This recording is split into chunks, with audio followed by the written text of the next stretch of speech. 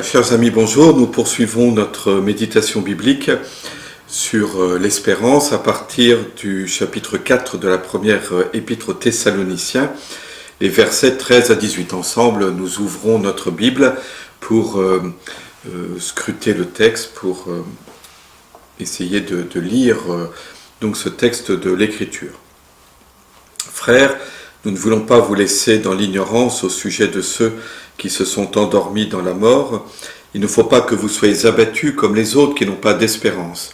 Jésus, nous le croyons, est mort et ressuscité. De même, nous le croyons aussi. Ceux qui se sont endormis, Dieu, par Jésus, les emmènera avec lui. Nous avons déjà commencé cette méditation hier et nous la poursuivons aujourd'hui. Face à la mort, Saint Paul tourne nos regards vers le Christ. Il semble nous dire, ne restez pas enfermés dans votre tristesse. Regardez le Christ. Nous croyons qu'il est mort et qu'il est ressuscité. Ne restez pas enfermés dans votre tristesse. Jésus est en personne notre espérance. Nous ne sommes pas animés simplement par un espoir incertain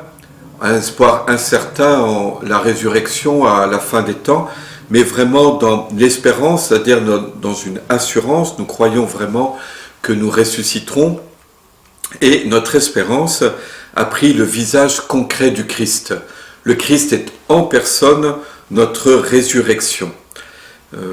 Ressusciter, c'est vraiment être avec le Christ. Nous mourrons avec le Christ et nous ressuscitons avec lui. Notre personne unie à la sienne. Je note que saint Paul utilise à deux fois l'expression « nous croyons ». Voilà, nous croyons. Jésus, nous le croyons, est mort et ressuscité. De même, nous le croyons aussi. Ceux qui se sont endormis, Dieu, par Jésus, les emmènera avec lui. Paul aurait très bien pu dire simplement « Jésus est mort et ressuscité ».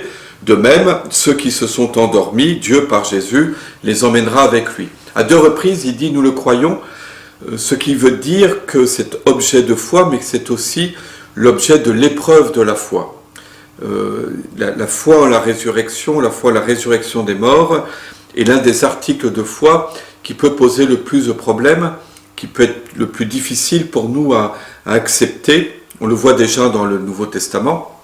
J'aurai l'occasion de revenir sur ces textes, en particulier sur l'annonce, la proclamation de la foi que fait saint Paul sur l'aréopage d'Athènes. Et vous savez que c'est au moment où il annonce la résurrection du Christ que les auditeurs s'en vont en haussant les épaules ou en riant, en disant « écoute, ça c'est vraiment tellement farfelu qu'on ne peut pas te suivre jusque-là ». Il y aura simplement Denis l'Aréopagite, fondateur de l'église de Paris, qui suivra Jésus qui suivra saint Paul, avec quelques-uns.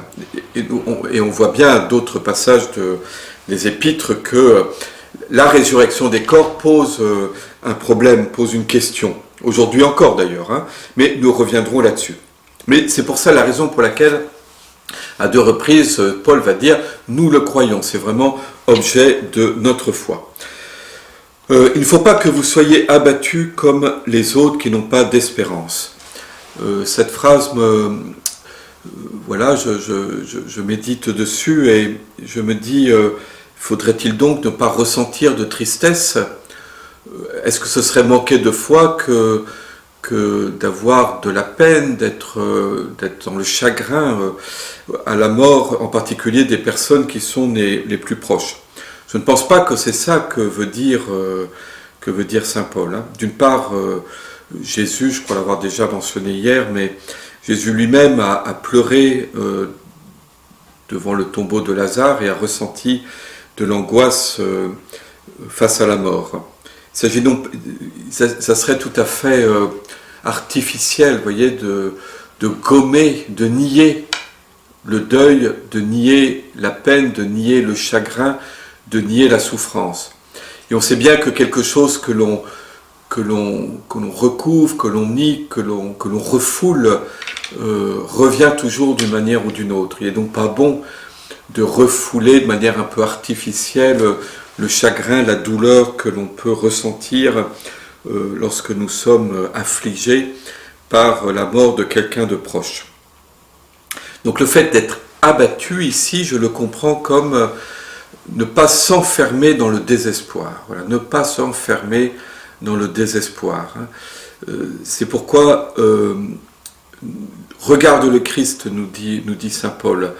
Il y a un péché contre l'espérance pour nous chrétiens, et notre propre souffrance, notre propre peine, nous la vivons dans l'espérance de la résurrection. Nous ne sommes pas enfermés simplement dans la nuit et dans les ténèbres, espèce de couvercle de la mort qui pèserait sur nous, qui nous enfermerait sans aucun espoir possible, sans espérance. Et donc c'est ça surtout que Paul nous dit ici. Ne cède pas à la tentation du désespoir, la tentation que la vie n'a aucun sens, qu'il n'y a... Pourquoi vivre encore alors que quelqu'un m'a été arraché? Pourquoi vivre encore alors que moi-même un jour je mourrai? Voilà. Face à cela, face à cette tentation, faire un acte d'espérance, l'acte de foi, l'acte de charité, l'acte d'espérance en Dieu. Voilà.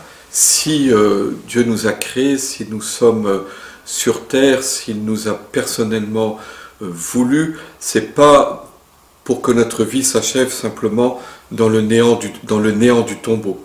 Et si Jésus est venu parmi nous, c'est bien pour ouvrir un chemin à travers la nuit du tombeau et de la mort, faire éclater la porte du tombeau pour que nous-mêmes, avec lui, nous en sortions, que nous ayons part à sa propre victoire sur la mort. Et cela vaut pour nous-mêmes, mais cela vaut aussi pour ceux qui nous sont proches. Il y a cette phrase, ceux qui se sont endormis, Dieu par Jésus les emmènera avec lui. Alors cette phrase, que veut-elle dire? Ceux qui se sont endormis, on en a déjà parlé, on a déjà médité là-dessus. Pour nous chrétiens, la mort est comme un sommeil dont nous nous réveillerons, nous nous relèverons au jour de la résurrection. Donc ceux qui se sont endormis, Dieu, par Jésus, les emmènera avec lui. Alors là, je voudrais faire une petite parenthèse. Lorsque l'on cherche à vraiment approfondir l'Écriture, à scruter l'Écriture, alors évidemment, il faut avoir la chance de posséder plusieurs Bibles différentes et qu'on se heurte à une phrase, on se demande exactement ce qu'elle veut dire. Il est bon, d'une part, de lire les notes de bas de page et d'autre part, de pouvoir éventuellement comparer différentes traductions. Lire les notes de bas de page, nos Bibles catholiques, dans leur version intégrale, ont beaucoup de notes de bas de page. Vous le savez peut-être, nos frères protestants, les Bibles, par exemple la Bible de Louis II, la traduction de Louis II, les Bibles protestantes, volontairement n'ont pas de notes. Parce que, pour nos frères protestants, il ne faut pas que les notes de bas de page viennent proposer une interprétation plus qu'une autre, orienter une interprétation. Voilà, c'est l'Esprit Saint qui nous donne de comprendre le texte de l'Écriture, et il n'y a pas de notes de bas de page qui vous disent telle est la bonne interprétation. Pour nous catholiques, c'est un peu différent. Nous lisons l'Écriture à l'intérieur de la tradition de l'Église, et donc à l'intérieur de toute une doctrine dont nous croyons qu'elle est véritablement conforme à la doctrine de l'Évangile. Mais dans les notes de bas de page, il n'y a pas que cela, il y a aussi beaucoup d'indications sur les versets qui posent un problème d'interprétation, de compréhension. Un problème d'interprétation, de compréhension, parce que le texte grec est assez elliptique, ça arrive souvent dans les épîtres de Paul, et qu'on se demande un peu exactement ce qu'il voulait dire, saint Paul. Il y a une interprétation traditionnelle dans l'Église catholique, et parfois aussi il y a plusieurs interprétations traditionnelles où les différents pères, latins, grecs, lisent de manière un peu différente un même verset de l'Écriture. Donc le texte grec lui-même est parfois elliptique et ouvre plusieurs interprétations possibles. Il arrive aussi il est bon de savoir ça, qu'il y ait une interrogation sur quel est le bon texte grec. Car vous savez que l'imprimerie a été inventée par Gutenberg vers les années 1450, que le premier texte imprimé a été une Bible, mais que la question qui s'est posée au XVe siècle a été de dire quel texte imprimons-nous? C'est-à-dire qu'on se retrouvait avec différents manuscrits de la Bible, et parfois avec des variantes d'un manuscrit à l'autre. Il y a eu un énorme travail de recherche qui a été fait, qui a commencé à être entrepris au XVe siècle par les humanistes, et qui se poursuit d'ailleurs aujourd'hui encore, de comparaison entre les différents manuscrits. On a commencé par collectionner tous les manuscrits existants, par exemple de la première épître aux Thessaloniciens, ensuite de les comparer. D'ailleurs, une chose rassurante, c'est que les manuscrits du Nouveau Testament sont très proches les uns des autres. On ne peut pas dire qu'il y a de grandes divergences, sauf peut-être sur un texte qui sont les Actes des Apôtres, où là on a presque deux versions différentes. Mais la plupart des textes du Nouveau Testament il y a très peu de variantes, mais il y a quand même quelques variantes. Et donc il y a eu tout un travail très savant pour définir des critères permettant de déterminer probablement, c'est jamais avec certitude, probablement, quel est le texte original, le texte le plus ancien.